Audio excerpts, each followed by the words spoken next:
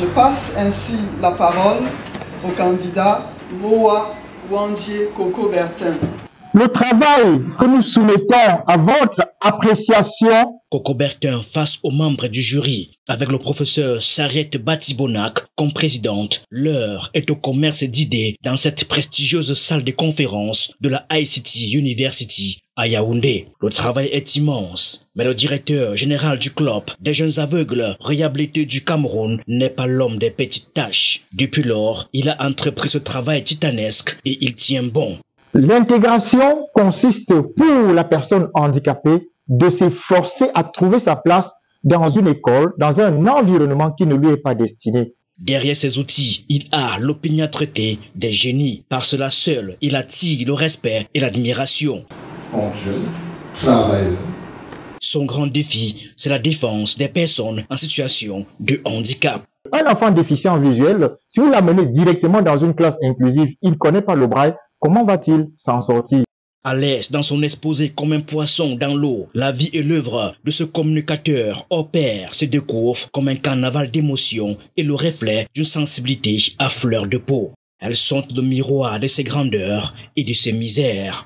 Je suis une personne non-voyante aujourd'hui, mais à l'âge de 4 ans, j'étais déjà malvoyant. Le personnage intrigue, cultivé, éloquent, courtois, aimable, attentif, volontiers disert quand il s'agit de handicap, son thème de prédilection, Coco-Bertin écoute, argumente, convainc mieux que d'autres. Il apparaît ici comme celui qui aspire à une inclusion encore plus inclusive, une inclusion tout entière tissée à la main. L'inclusion est un rêve.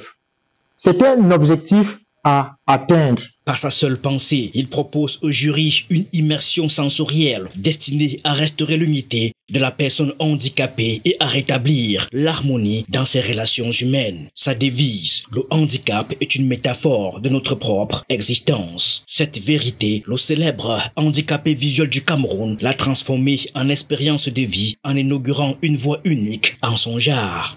Son objectif, faire que chacun renoue avec ses fondamentaux et sa petite inclusion intérieure. Ce goût des autres a conduit Coco-Bertin Moa à déplacer les frontières en intervenant dans les univers les plus éclectiques. Un jour musicien, entrepreneur social, le lendemain enseignant, avant de décrocher un premier master en management public. Félicitations.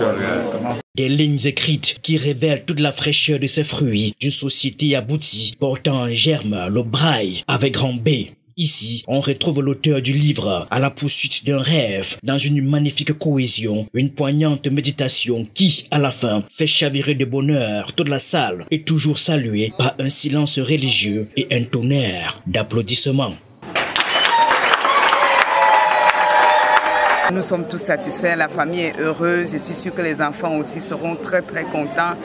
Et la mention très honorable avec félicitations du jury qu'il obtient pour ce deuxième master en éducation sociale laisse la trace sensible que notre monde est possible si nous consentons à ouvrir notre univers intérieur à une éducation plus inclusive qui soudain bouscule, galvanise, réenchante.